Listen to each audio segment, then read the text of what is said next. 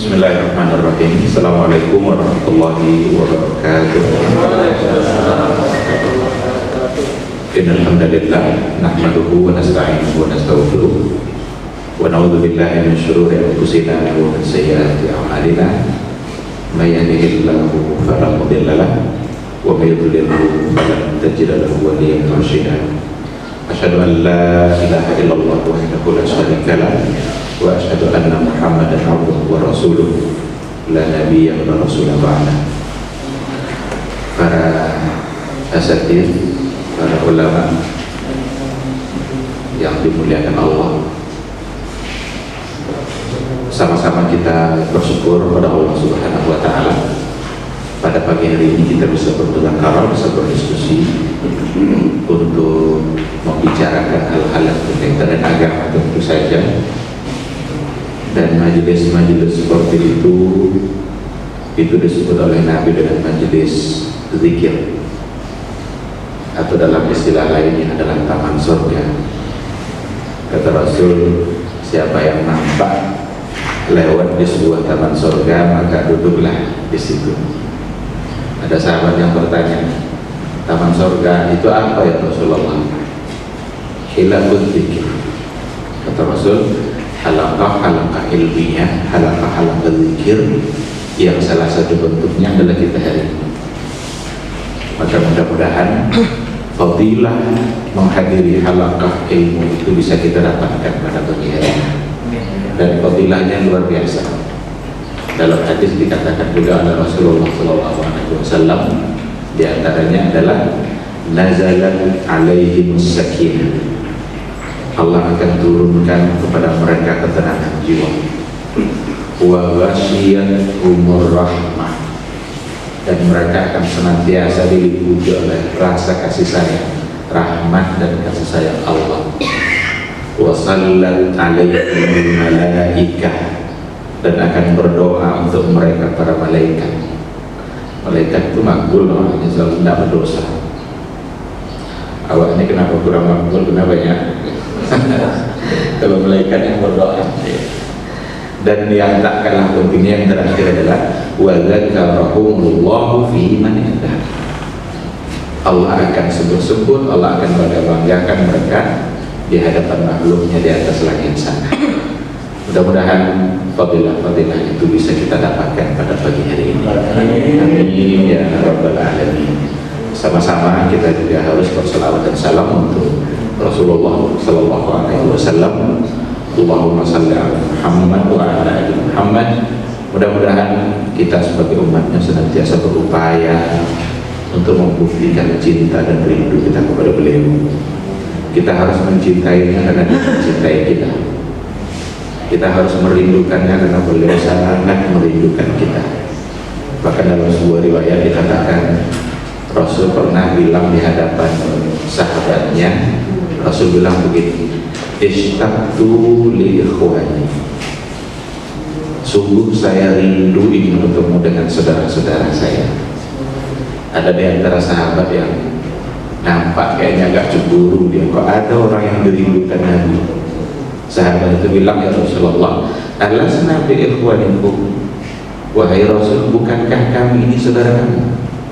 Siapa ini orang yang dirindukan Nabi? Padahal kita hidup bersama dia. Sehingga dia bertanya, bukankah kami saudara kamu? Kata Rasul, la bal antum ashabi, kalian ini adalah sahabat-sahabat saya.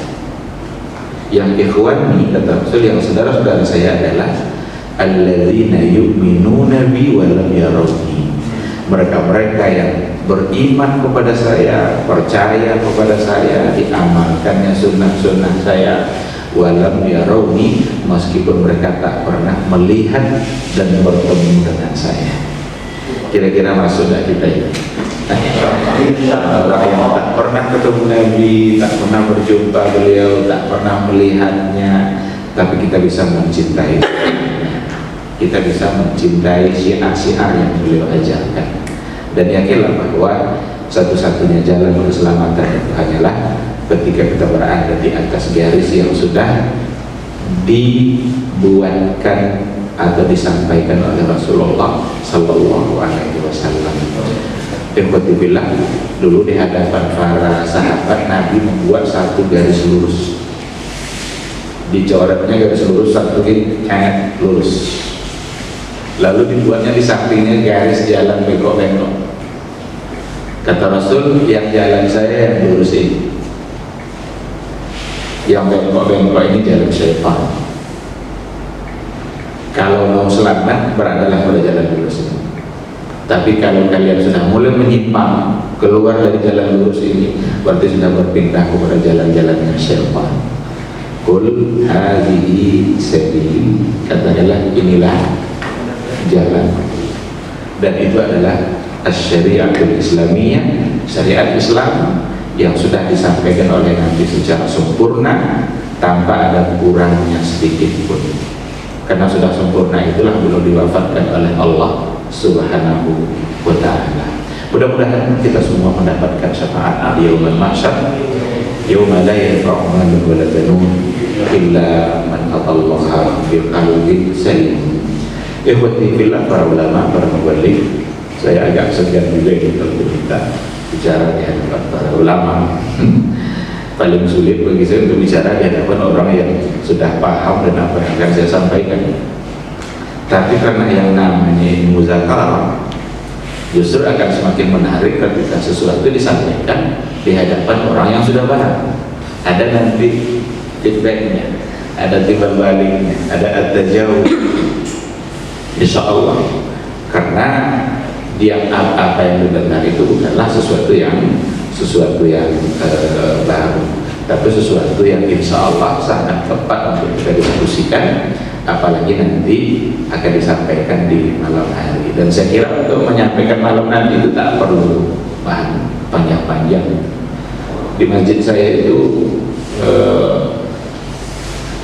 mukadimah itu sudah 5 menit, padahal waktu cuma belum lagi ulang-ulang salam. Salam muwaliknya, assalamualaikum delo yo ya mama ulang udah salam la sini.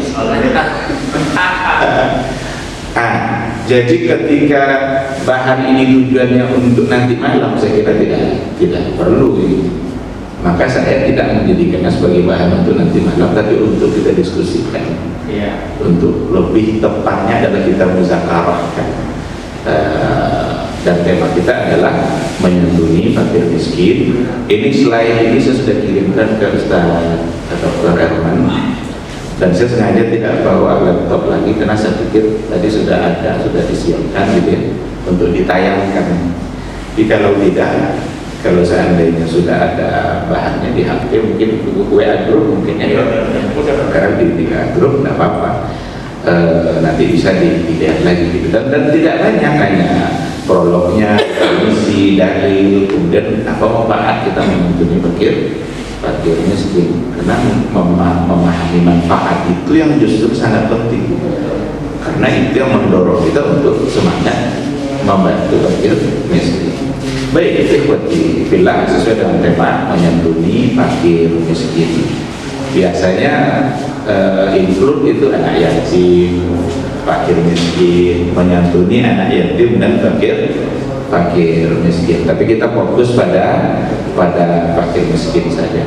Bicara menyantuni fakir miskin, tentu kita akan bicara pada persoalan secara umumnya, yaitu terkait dengan sedekah atau infak, yang salah satunya adalah nanti memberikan sesuatu kepada fakir miskin. Dan bulan Ramadan ini memang bulan yang salah satu pintu surga yang dibuka itu ya, pintu sedekah itu.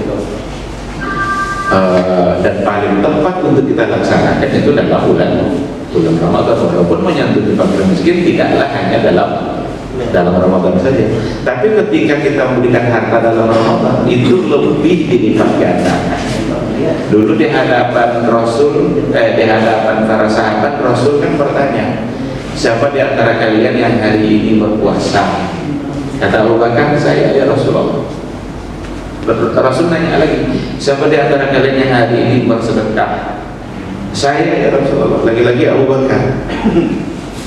Nanya lagi Nabi yang ketiga, siapa di antara kalian hari ini yang melakukan iyadatul marid, nengok orang sakit? saya ya Rasulullah, lagi-lagi Abu Bakar.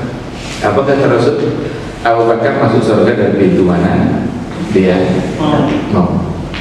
Jadi karena setiap ditanya yang angkat tangan Abu Bakar terus, maka kata Rasul, Abu Bakar akan masuk surga dari pintu mana saja dia mau.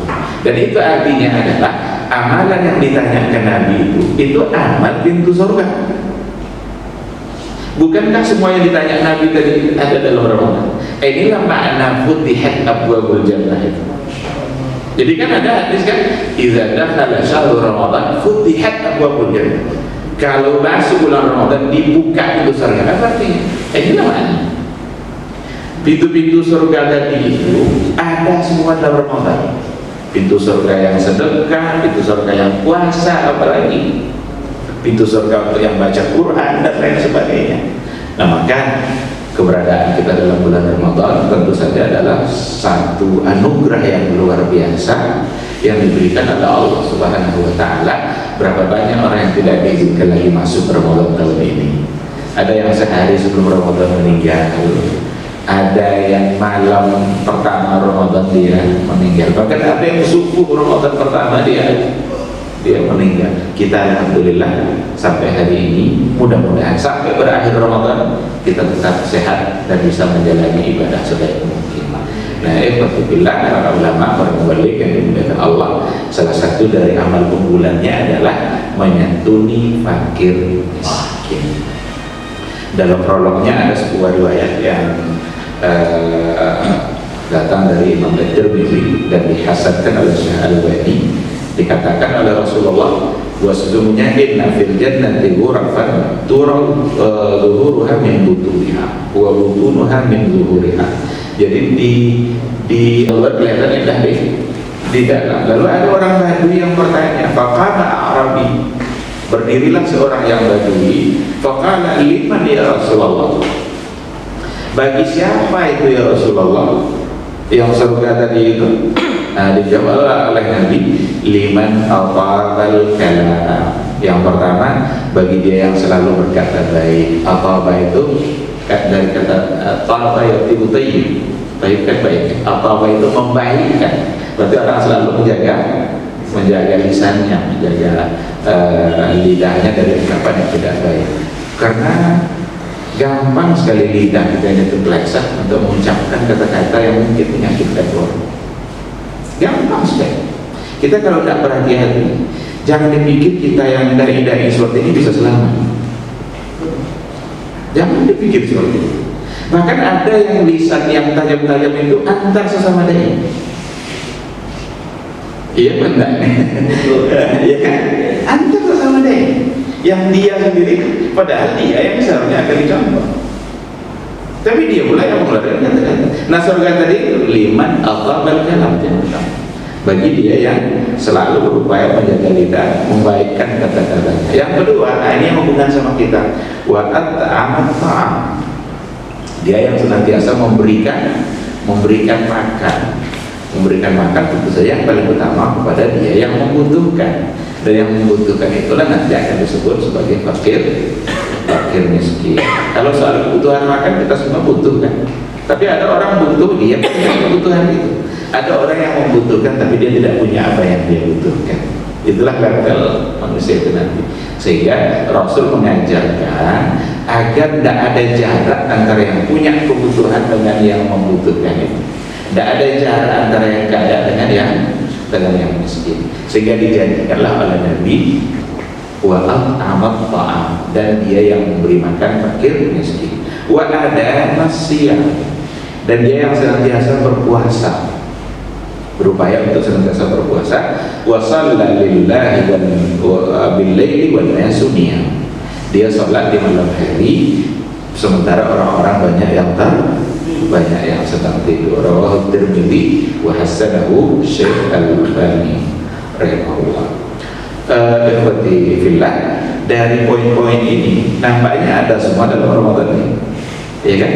Ada masiyah, shalla bil laili wan nasu niyam, at'amat ta'am.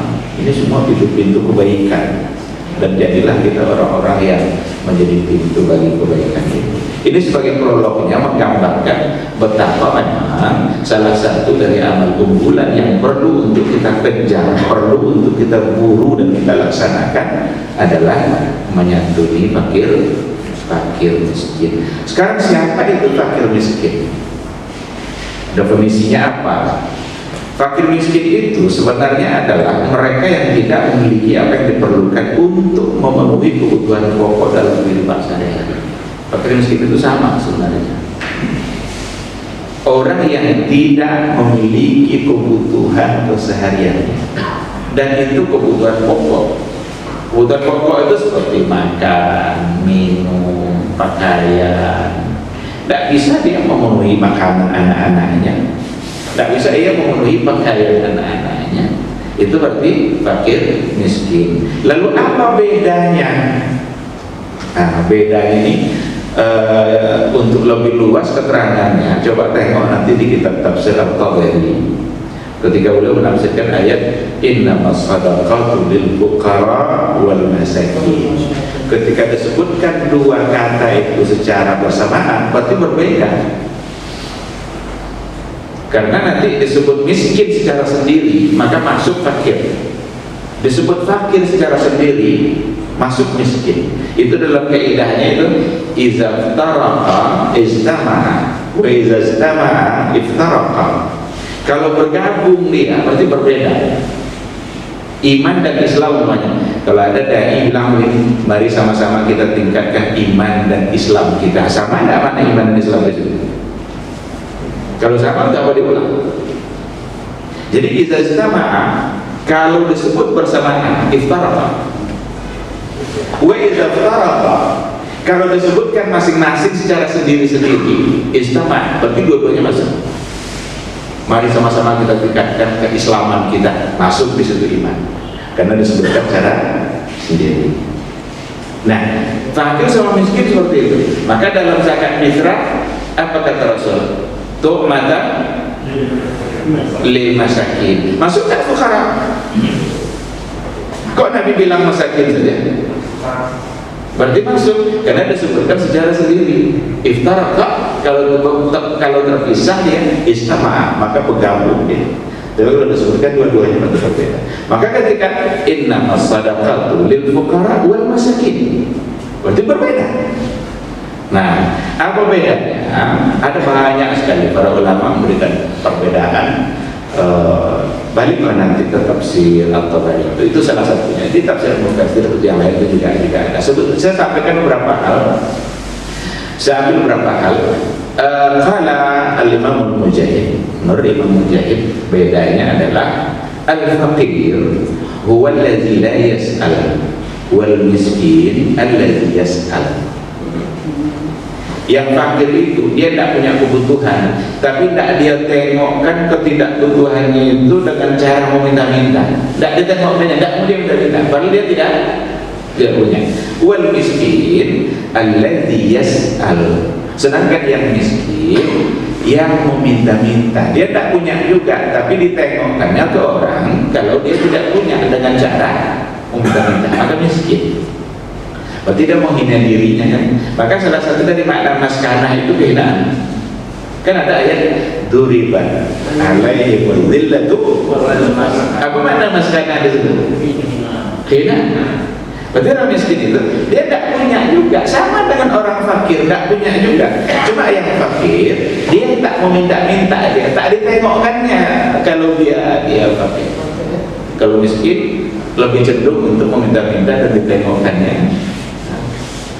Maka yang ada di lampu-lampu merah itu berarti miskin. Orang Arab juga sering bilang miskin. Kalau kasihan, kan arti miskin itu kan kasihan. Tapi ada orang fakir, dia fakir cuma kita tidak tahu. Bahkan ada orang kaya pernah bilang orang fakir. Nah itu kata Imam Mujahid, bedanya. Imam Az-Zuhri, ini lebih kurang sama sebenarnya. Al-Imam Az-Zuhri ini mengatakan al-fuqara alladzina fi buyutihim la yas'alun, sama dengan yang demikian, mereka-mereka yang tetap berada di rumahnya la yas'alun, mereka tidak meminta-minta. Wal miskin alladzina yakhrujuna fa yas'alun, adalah mereka keluar dari rumahnya, kemudian mereka meminta-minta.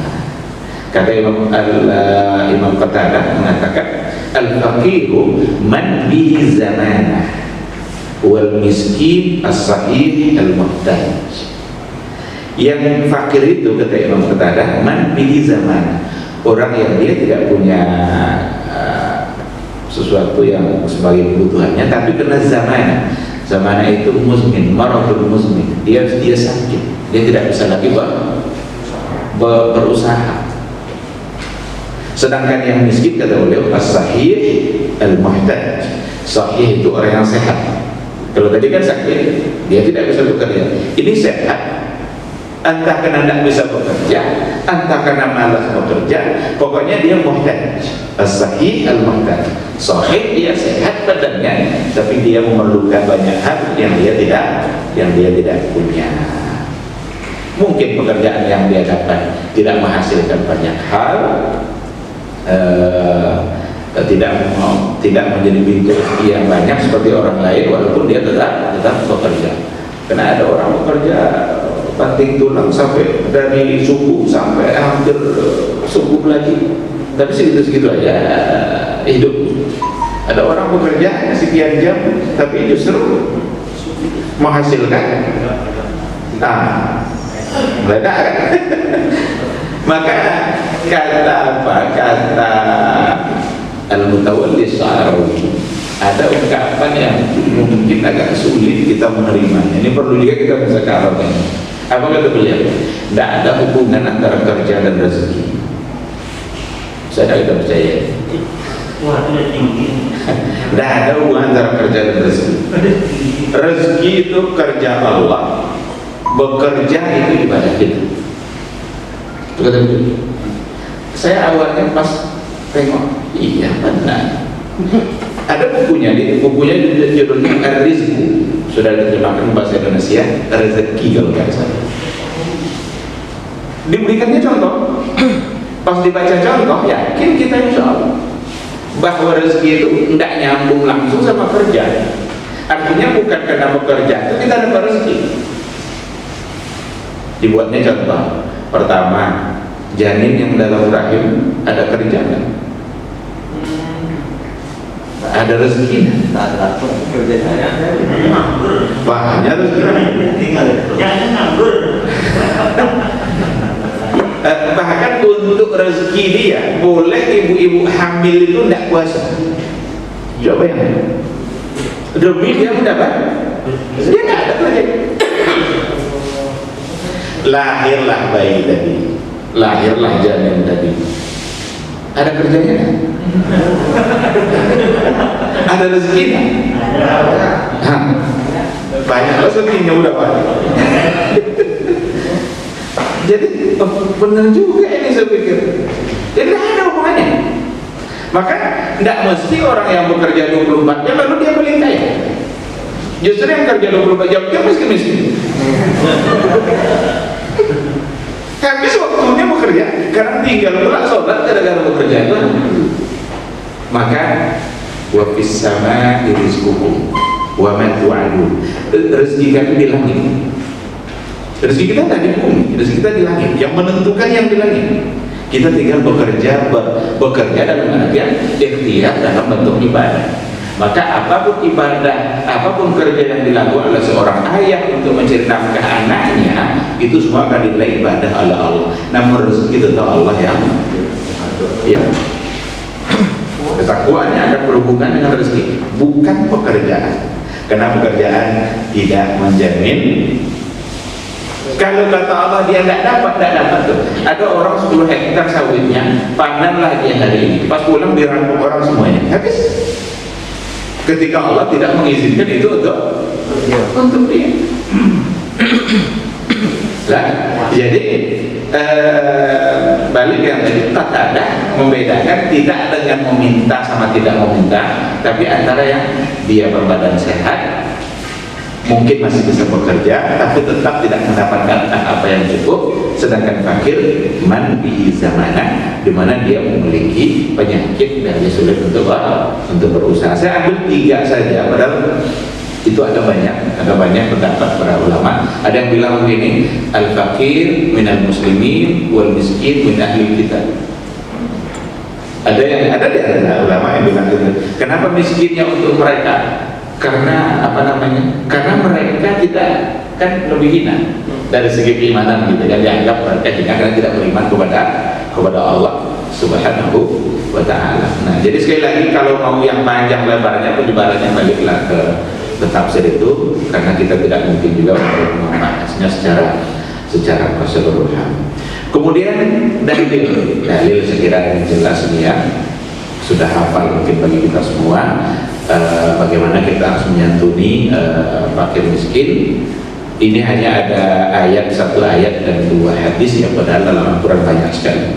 Biasanya saya tidak buatkan ayat yang biasa kita baca soal itu, saya ambil ayat yang lain agar menambah, karena biasanya orang baca ayat itu biasanya kalau bicara nanti malam itu akan beredar ayat itu di berbagai masjid.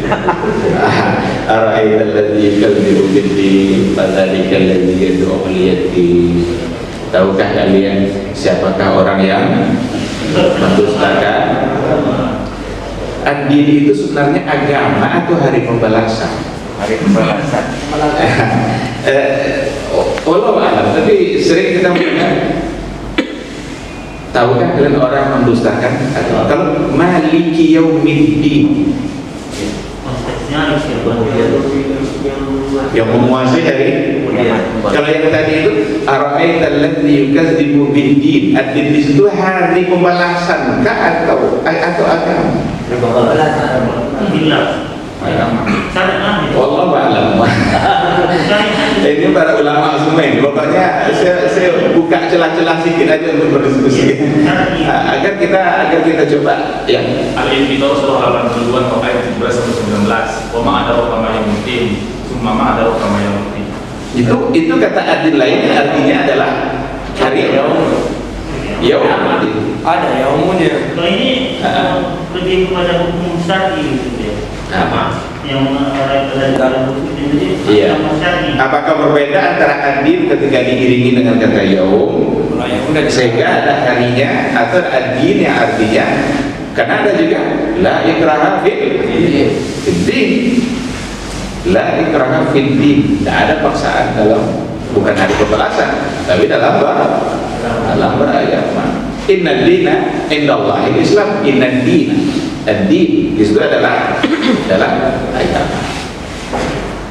Wallahu a'lam. Kita tinggalkan itu dulu, kita ke dalil yang lain. Saya tidak ambil ayat yang tadi itu, tapi saya ambil dalam surat An-Nisa ayat 36. Wa'budullaha wa la tusyriku bihi syai'a wa bil walidaini ihsana wa bidzil qurba wal yatama, ya kan? Wa bil qurba wal yatama wal jari dzil qurba wal jari junubi was sahibi bil jambi wa ibnis sabil. Jadi di antara bentuk ihsan itu, ihsan di sini bahasanya pertama sekali tentu pada orang tua. Yang kedua adalah dzil qurba, karib kerabat. Maka kalau kita bicara menyantuni fakir miskin, nanti ada 2 kemungkinan. Ada persoalannya dengan zakat atau dengan infak dan sedekah. Apa bedanya itu? Kalau zakat itu satu kewajiban dan sudah ada orang-orangnya aslabnya. Tapi kalau infak, sedekah, itu kerelaan kita dalam memberikan apa yang kita punya, bukan sebagai satu kewajiban. Dan yang paling tepat mendapatkan infak kita itu adalah al-aqrab wal-aqrab, karib kerabat. Karena memberikan sedekah kepada karib kerabat itu selain daripada sedekah ada nilai silaturahim. Sedangkan memberikan sedekah kepada orang lain yang tidak ada hubungan kerabat itu hanya makna sedekah. Sehingga ihsan di sini untuk dalam artian bukan pada zakat, tetapi pada infak dan sedekah. Karena boleh orang tua dapat zakat kita? Boleh. Ini justru bagi walidaini. Oh iya. Berarti ihsan di sini adalah dalam bentuk. Nah, gitu cara beberapa bentuk ya metode dalam memahami nas, dalam memahami teks Al-Quran ataupun hadis Rasulullah Sallallahu Alaihi Wasallam kan tidak boleh kita berikan zakat kepada orang yang dalam tanggungan kita. Ya. Zakat fitrah tidak boleh kita berikan kepada orang yang dalam tanggungan kita. Suami tidak boleh berikan zakat fitrah pada istrinya karena istri tanggungan dia.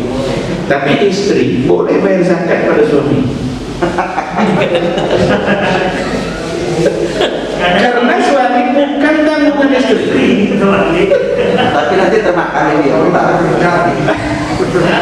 Kalau seandainya ada suami kaya tidak mau dia memberikan harta pada istrinya, dosa dia. Tapi kalau ada istri kaya tidak mau dia memberikan hartanya pada suaminya, tidak dosa. Dia punya yang harus harta dia ya, yang harus harta dia tentu saja harta dia itu ya seperti warisan orang tuanya atau apa yang dia miliki sebelum menikah. Nah, baik, jadi memberikan zakat kepada orang yang bukan dalam tanggungan kita. Nah, ini ayat. Yang kedua, ayat yang kedua ini sebenarnya tidak berbicara tentang masalah infak pada fakir miskin. Ayat yang kedua ini sebenarnya lebih kepada suami yang menceraikan istrinya. Tetapi spiritnya secara umum itu dapat diambil dalam persoalan menyantuni. Karena ayatnya adalah liyunfik dzu sa'atin min sa'ati wa man qudira 'alaihi rizquhu falyunfik mimma ataahu Allah la yukallifullahu nafsan illa ma ataaha sayaj'alullahu ba'da usrin yusra. Hendaklah orang yang kaya itu liyunfik, infak dilangsungkan, memberikan sesuai dengan kekayaannya. Wa man qudira, barang siapa yang sempit sudah ditakar apa yang dia punya itu sempit rezekinya, falyunfik mimma ataahu, berikan juga apa yang dia punya. Jadi ayat ini pada awalnya sebenarnya berbicara tentang suami ketika ia menceraikan istri. Karena sedekah dalam Al-Quran maupun dalam hadis itu bisa untuk harta, bisa non harta, bisa materi, bisa non materi. Yang namanya sedekah. Maka ada banyak hadis kan, tabassumuka liwajhi akhika sedekah. Kamu senyum saja ketemu saudara kamu itu sudah sedekah. Karena hilang rasa curiga. Kalau seandainya bertemu lalu tidak ada senyum, itu akan muncul kecurigaan. Ini ada apa dan bapak ini biasanya sama saya selalu, kok sekarang enggak? Menghilangkan perasaan seperti itu sudah sebagai satu kebaikan. Bahkan diistilahkan dengan sedekah. Wa imatatul adza 'anil tariqi sedekah. Membuang duri di jalan pun itu adalah sedekah. Padahal kita tidak memberi apa-apa, cuma kita menghindarkan orang dari mengeluarkan apa-apa. Ada sebenarnya makna yang terkandung di dalamnya, ada unsur materinya sebenarnya. Contohnya begini, kalau ada kawan kita lewat pakai motor, ada duri di situ, diinjaknya duri itu, bocor bannya, bawa ke bengkel, keluar uangnya 50.000.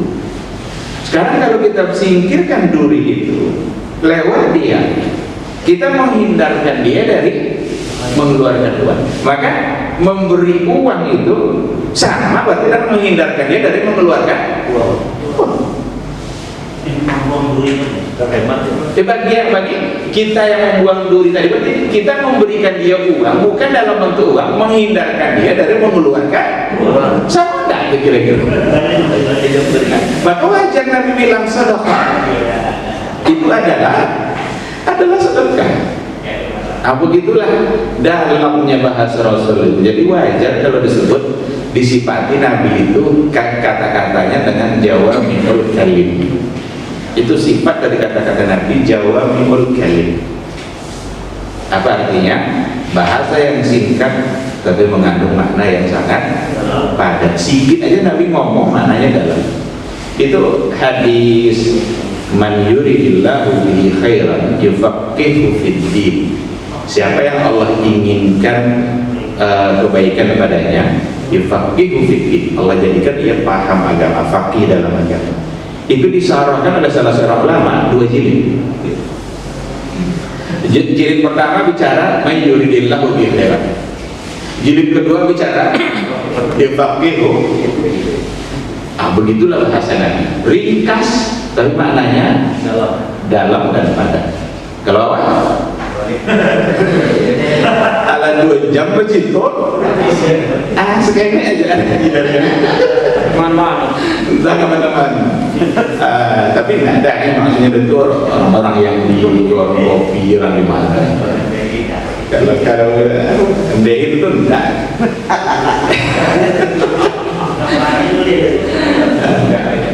Baik. Ada hadis yang ketiga, innallaha fi aunil 'abdi ma damal 'abdu fi auni akhihi. Allah itu senantiasa membantu hambanya selama hamba itu membantu saudaranya. Berarti sangat terkait ini nanti dengan persoalan menyantuni fakir miskin. Maka tidak ada sedikit pun ruginya kita menyantuni fakir miskin itu. Kita santuni, Allah santuni kita. Ada ungkapan yang menarik, saya lupa, dari salah seorang ulama pada masa dulu. Dia bilang begini, jangan hitung-hitungan terhadap Allah, nanti Allah akan hitung-hitungan pula sama kita. Hitung-hitungan kita 1.000 lah, 2.000 lah, 3.000 lah. Allah hitung-hitungan pula nanti menurunkan rezekinya. Jadi kalau ingin Allah tidak hitung-hitungan, jangan pula kita hitung-hitung betul. Keluarkan aja. Keluarkan aja. Seberapa yang sudah diniatkan.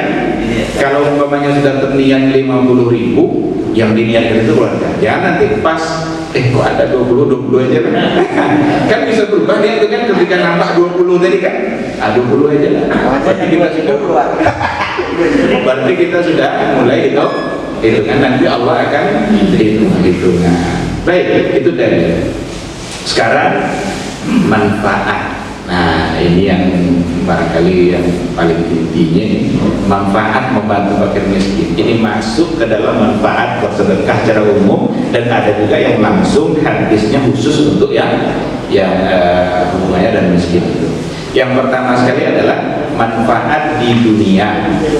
Ya, karena ada nanti apa yang akan kita dapatkan dengan membantu fakir miskin, dengan menginfakkan harta gitu, kita dapat apa? Kita bisa mendapatkan banyak hal di dunia dan mendapatkan banyak hal di akhirat. Di dunia, yang pertama sekali mencegah dari berbagai penyakit jasmani, menghindarkan kita dari penyakit jasmani. Kata Rasul dalam hadis yang diriwayatkan oleh Imam Al-Baihaqi, dawu mardakum bis-shadaqah. Sehatkanlah sakit kalian itu dengan cara bersedekah. Berarti ini kan untuk urusan dunia ini. Untuk soal keadaan fisik kita di dunia yang bisa insya Allah sedekah-sedekah yang kita berikan memberikan kesehatan kepada kita. Dari sisi mana? Dari banyak hal. Tadi sudah dikatakan Allah membantu hambanya selagi hambanya membantu kawannya. Berarti ketika kita membantu untuk memberi, Allah akan bantu kita. Sekarang kita berdoa, ya Allah sehatkan saya. Didengar doa itu sama Allah, karena kita bersedekah maka Allah berikan pula bantuan yang kita inginkan. Itu yang pertama. Yang kedua, bisa dari doa orang yang diberi.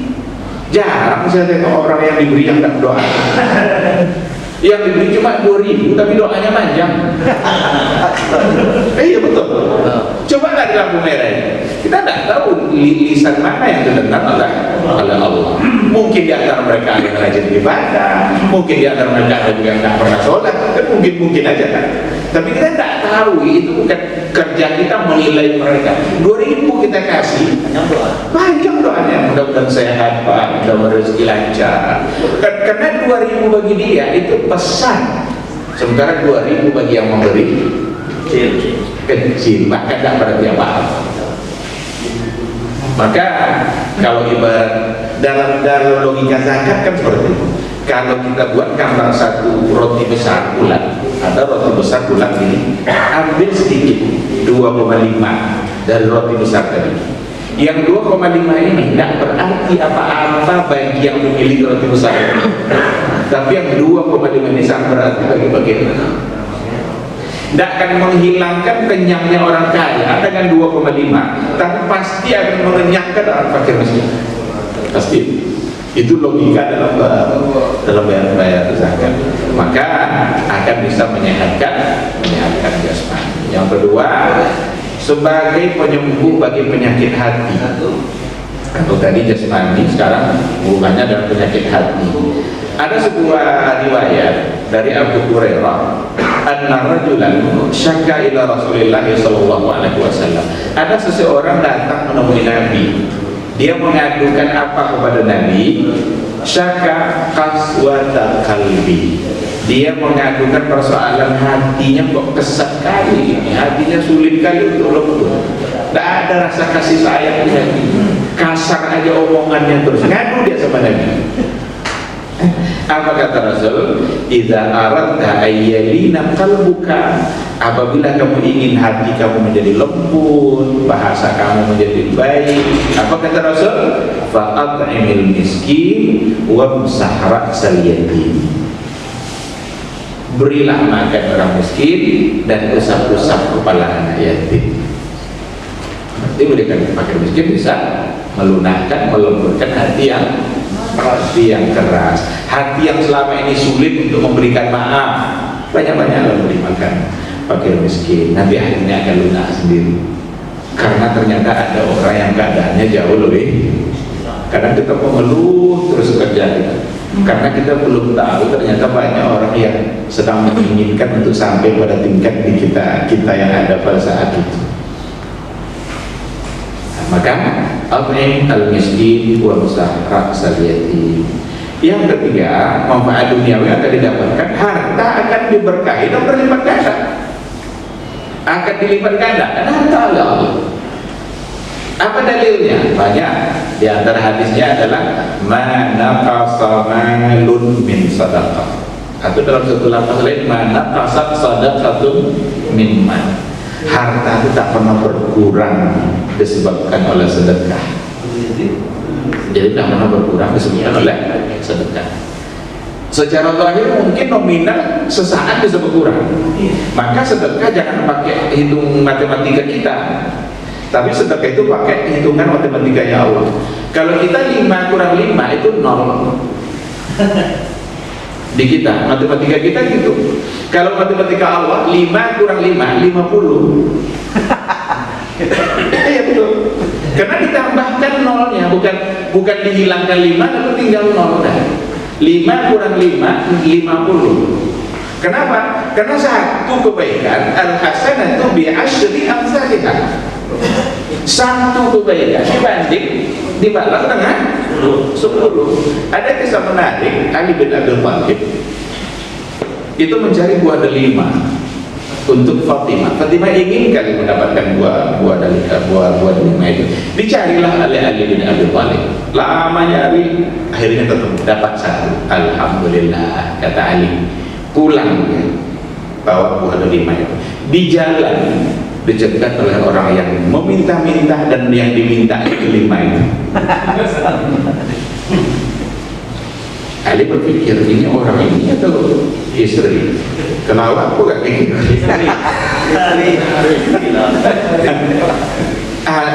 Miskin atau Fatimah? Karena dia kasihan nengok yang miskin tadi, yang meminta-minta tadi. Udahlah, seberikan nama Allah, silakan dimanfaatkan. Pulang nih, pulang tanpa bawa apa-apa. Istri dia tinggal ngomong aja sama Fatimah tadi begini. Tapi sesampainya dia di rumah, ada yang ketok pintu. Yang ketok pintu itu adalah ada utusan dari seseorang agar mengantarkan buah delima kurma Ali bin Abi Thalib. Sebelum sampai ke rumah. Sebelum Alinya sampai ke rumah. Sampai ke rumah, Ali sudah sampai ke rumah. Nah, dibuka pintu, ini saya adalah utusan seseorang untuk menghadiahkan buah delima kepada 1, 2, 3. Rupanya jumlahnya 9. Kata Ali, Rasul bilang 1 banding 10. Lalu dia bilang ini, pasti ada 1 rumus 4. Kok ini 9? Pasti ada 1. Katanya benar, ada 1 sisi. Sampai enggak kita ke tingkat itu. Ali itu Allah lebih lagi. Ya itu ahli kan, kita bicara ahli kan. Tetapi aulia Allah itu kan orang-orang beriman kan. Tidak hanya khusus untuk orang-orang Arab kan. Karena kita membantu fakir miskin bukan hanya mengharapkan balasan dunia dari Allah, tapi justru adalah di akhirat kelak. Apa yang akan kita dapatkan? Nah, yang pertama, masuk surga dari pintu khusus. Masuk surga dari pintu khusus. Ada satu riwayat bahwa panjang riwayatnya, tapi saya ambil yang saya singkat, saya potong saja.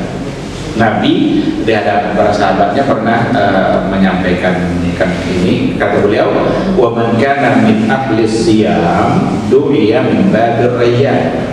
Barang siapa yang ahli dalam berpuasa, maka dia dipanggil nanti masuk surga dari babur rayyan, dari pintu yang namanya ar-rayyan. Wa man kana min ahli sadaqah, tapi barang siapa yang ahli sedekah, berarti yang biasa berinfak, memberikan hartanya, menyertai fakir miskin, du'iya min babis sadaqah, maka dipanggil pula dia masuk surga dari pintu sedekah. Berarti bisa masuk dari pintu khusus. Yang kedua, bisa menjaga diri dari api neraka. Ini jelas hadis kan? Ittaqun nar walau bisyikki tamrah. Jauhilah, hindarilah neraka Allah itu meskipun hanya dengan sebesar biji, bahkan tidak pula sebesar biji, separuh dari biji kurma. Nabi kok bilang biji pula itu, atau kita yang mengartikan biji? Karena Nabi bilang tamroh kan. Tapi kalau kita tengok buku-buku yang dalam bahasa Indonesia, biji, padahal yang dimaksud adalah korbannya tentu saja, bukan biji. Nah, tapi yang jelas, jangan pernah menganggap perbuatan baik itu kecil sepertinya, dan jangan diremehkan di sisi Allah Subhanahu wa Ta'ala. Kenapa demikian? Yang dipandang oleh Allah, itu bukanlah semata-mata besar dan banyaknya, tapi seberapa tingkat pengorbanan yang kita rasakan dengan memberi. Itu. Apa dalilnya Pak Ustaz? Hadis Nabi. Apa kata Rasul? Sabaqa dirhamun mi'ata alfi dinar. 1 dirham yang disedekahkan itu bisa yang mengalahkan 100.000 dinar. Kok bisa? Padahal ini satu. Hitungan kita kan tidak mungkin kan? Ternyata yang mensedekahkan 1 dirham, dia hanya punya 2. Berarti dia mensedekahkan separuh hartanya. Sementara yang 100.000 di rekeningnya ada 3 miliar. Ada nggak pengorbanannya itu? Maka yang dinilai Allah seberapa tinggi pengorbanan kita dalam ibadah, bukan banyak. Semakin tinggi tingkat pengorbanan, semakin tinggi nilai ibadah. Kenapa sholat sunat yang paling afdal itu tahajud? Karena itu yang paling berat. Itu yang paling berat. Maka wasalla lillahi bil laili wan nasu niyam. Dia dalam malam sementara orang. Jadi pengorbanannya lebih. Satu-satunya sholat sunat dalam Al-Quran hanya tahajud. Yang lain ada pada hadis Nabi. Wa minal laili fatahajjad ya ayyuhal muzammil qumil laila illa qalilan. Itu untuk tahajud. Satu-satunya hanya tahajud yang dalam Al-Quran. Biasanya yang disebut satu-satunya itu pasti karena ada apa-apanya itu, karena ada kelebihannya. Nah, tinggallah sholat-sholat sunat yang lain ada pada bukan karena tidak afdal, tapi yang paling afdal adalah at-tahajjud. Nah, sehingga ketika Nabi mengatakan ittaqun nar walau bisyikki tamrah, jauhilah, hindarkanlah neraka Allah meskipun dengan sebiji korma, apalagi ketika dia tidak punya apa-apa selain daripada sebiji korma. Maka berarti pengorbanannya lebih berat dan sangat luar biasa. Ada lagi mendapatkan naungan Allah di hari mahsyar. Nah, itu nanti ini saya kira jelas itu ya, ada hadis yang sabatun yudhilluhumullahu yawma la dhilla illa dhilluh. Salah satunya adalah yang bersedekah, yang biasa memberikan hartanya secara diam-diam, bahkan tangan kiri tidak tahu apa yang diberikan oleh tangan kanan. Dalam selain ada hadis lain yang saya sebutkan datang dari Uqbah ibn Amir qala sami'tu Rasulullah sallallahu alaihi wasallam yaqul kullu mri'in fi dhilli sadaqatihi, semua orang itu akan berada di bawah naungan sedekahnya hatta yuqda bainan nas, sampai nanti yuqda itu dihisab, diselesaikan hitungannya, dihakimi oleh Allah sampai itu selesai. Jadi ketika antrian ada naungan di atas kepalanya, karena walaupun antrian tetapi dia tetap mendapatkan perlindungan dan naungan dari Allah Subhanahu wa taala. Alhamdulillah, itu saya kira sebagai penutupnya, hendaklah kita semua menjadi orang yang cerdas. Dunia 3, akhirnya baru 2, 3 saja. Akhiratnya sudah 3 juga. Tiga. Masuk surga dari pintu khusus, menjaga diri dari api neraka, mendapat naungan Allah di hari mahsyar. Itu 3 yang tersebut di sini. Padahal bukan hanya 3. Jadi terakhir sekali prolog epilognya, hendaklah kita menjadi orang yang cerdas dalam hidup. Dan cerdas yang dimaksud cerdas dalam perspektif Nabi. Nampaknya berbeda makna cerdas Nabi dan cerdas kita. Kalau cerdas kita sering diukur pakai angka kan. Kalau anak itu 10 matematikanya cerdas. Kalau mahasiswa itu IPK-nya 4 cerdas. Nabi tidak itu yang cerdas bagi. Yang cerdas bagi Nabi ada pada hadis. Apa katanya? Mandana nafsahu wa amila lima ba'dal maut. Orang yang sanggup memperbudak dirinya, memperbudak hawa nafsunya, dan beramal untuk sesuatu setelah kematian. Itu cerdas dalam bahasa al-kayyis. Kayyis itu artinya cerdas, karena kayyis itu artinya al-mutabassir, al-aqil al-mutabassir, al-hazimul fatin. Itu arti dari kata al-kayyis. Jadi yang memperbudak dirinya, memperbudak hartanya, beda sama dengan orang yang diperbudak harta. Kalau orang yang diperbudak harta, berarti harta yang ngatur dia. Tapi kalau kita yang memperbudak harta, kita yang mengatur harta, kita meletakkan. Dan itulah orang yang cerdas. Wa amila lima ba'dal maut, dan senantiasa beramal untuk sesuatu ba'dal maut, setelah kematian. Ini mungkin yang bisa saya sampaikan dalam materi kita pada hari ini. Mudah-mudahan bermanfaat. Hendaknya walaupun sekedar mengulang-ulang apa yang sudah diketahui, mengulang-ulang itu pun tetap diperlukan. Wa dzakir fa inna dzikra tanfa'ul mu'minin. Saya serahkan kembali ke moderator. Jika ada yang perlu kita diskusikan, dipersilakan. Terima kasih.